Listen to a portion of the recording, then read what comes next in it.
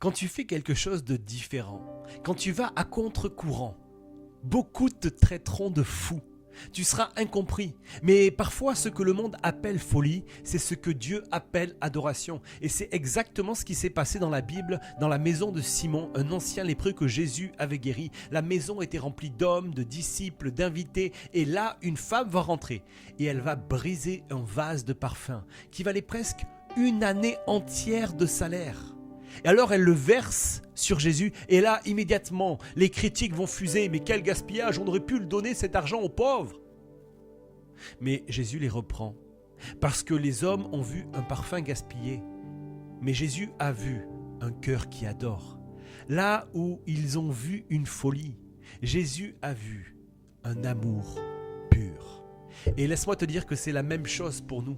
Les gens peuvent critiquer nos choix, nos sacrifices, nos actes de foi. Ils jugent ce qu'ils voient. Mais Dieu regarde le cœur. Ce que tu fais pour lui n'est jamais perdu. Le monde voit ce que tu fais, mais Dieu voit ton cœur. Cette histoire est une réalité pour toi aujourd'hui. Les gens sont prompts à donner des leçons et à juger, mais laisse-moi te dire que Dieu récompensera toujours l'obéissance du cœur. Quand le monde verra un gaspillage, Jésus, lui, verra une offrande. Tu peux impressionner les hommes par ce que tu fais, mais tu touches Dieu seulement par le cœur avec lequel tu le fais. Toutes les actions que tu peux faire sans y mettre le cœur n'ont aucune valeur pour Dieu. Mais les actions les plus folles, les plus déroutantes que tu fais en y mettant ton cœur ont une grande valeur pour Dieu.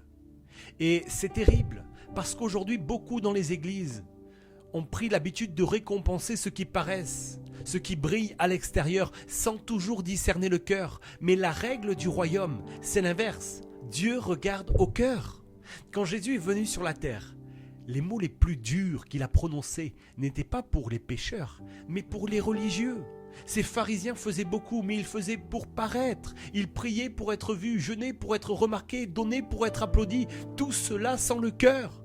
Et Jésus a dénoncé cela avec force, parce qu'il déteste l'apparence religieuse sans amour véritable. Alors retiens bien ceci, Dieu ne mesure pas les choses à ton apparence, mais il regarde à ton cœur. Alors ma question est simple pour toi. Comment va ton cœur ?